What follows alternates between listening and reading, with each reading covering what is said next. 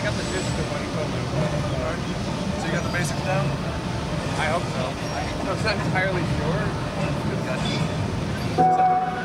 When you summon something, it has to be adjacent to your planeswalker. In addition to that, Sarah is actually a large figure, so you only have a limited amount of space that you can put it in. So therefore, you've only got X amount of distance around you to try it. Right.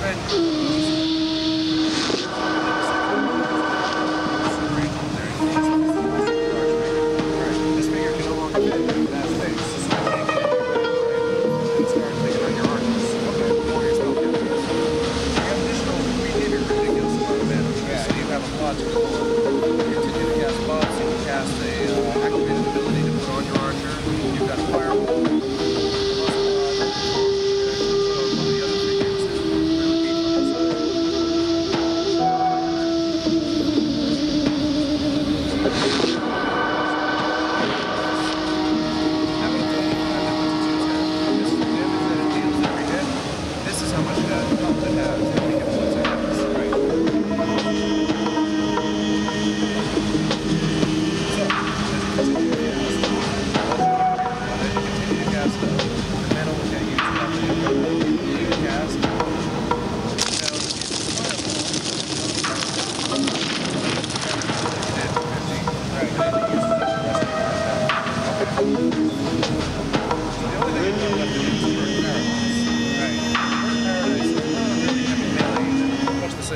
Game, but it's not a heavy melee unit, but what it does do is it increases the size of one of these mana pools at random.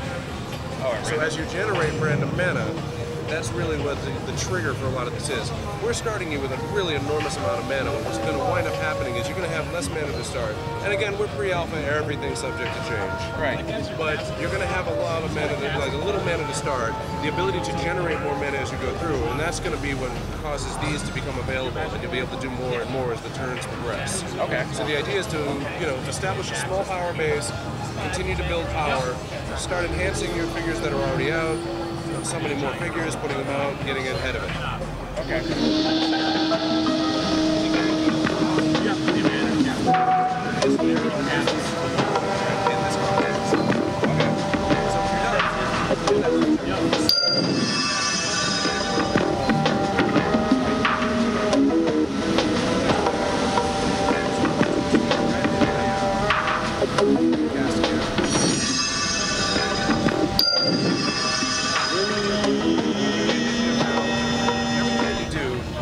Up some of the initiative.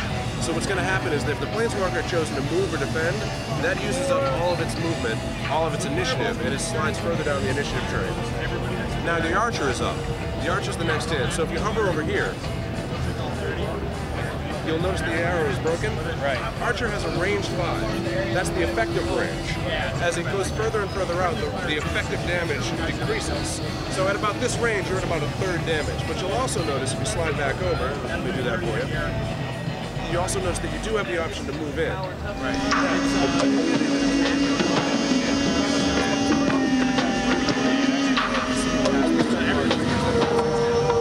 Which, not a bad thing, you really don't want your archers up front. Right. So go ahead and line up on that, take a shot.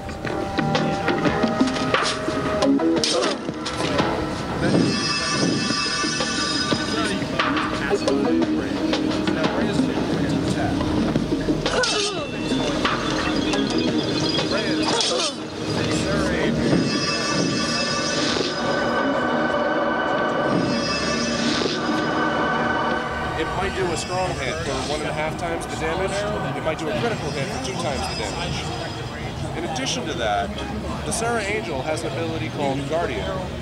Guardian means that any adjacent ally cannot be the target of a melee attack. You have to opt to attack the Sarah Angel when she's standing in front of it. Okay. It's a very strong ability, but it also wants you to make your group your units, which it's really good. I'm gaining benefits from adjacent units. I'm gaining benefits from adjacent allies.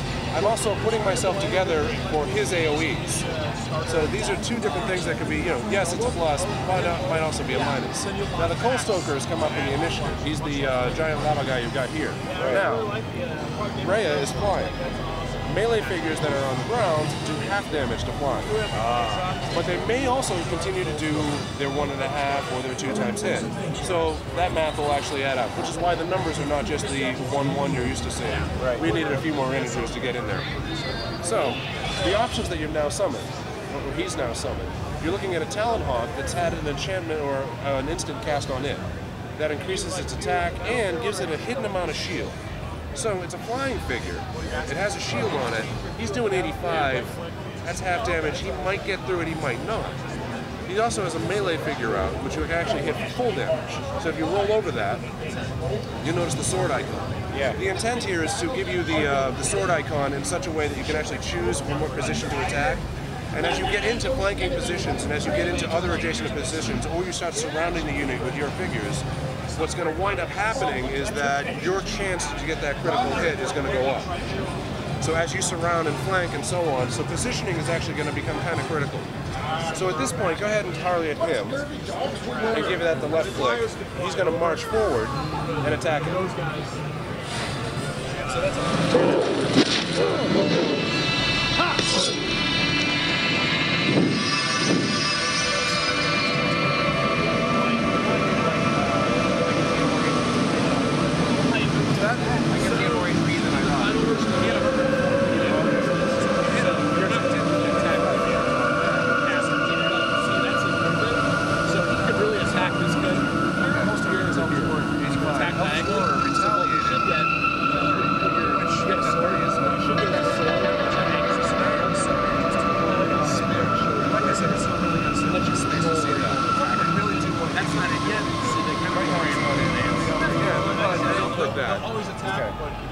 over here, would it move over a little, or she's going to move a little bit. Okay. But not so much. Sometimes they, we're going to get it to the point where, like, if you can move there, you can choose to be like, I want to. The ranger above, so. Yep. Okay. So now you're back to the Planeswalker's turn. You'll notice that the mana pool is completely refilled, and if you click the cast bar, you'll have a whole new.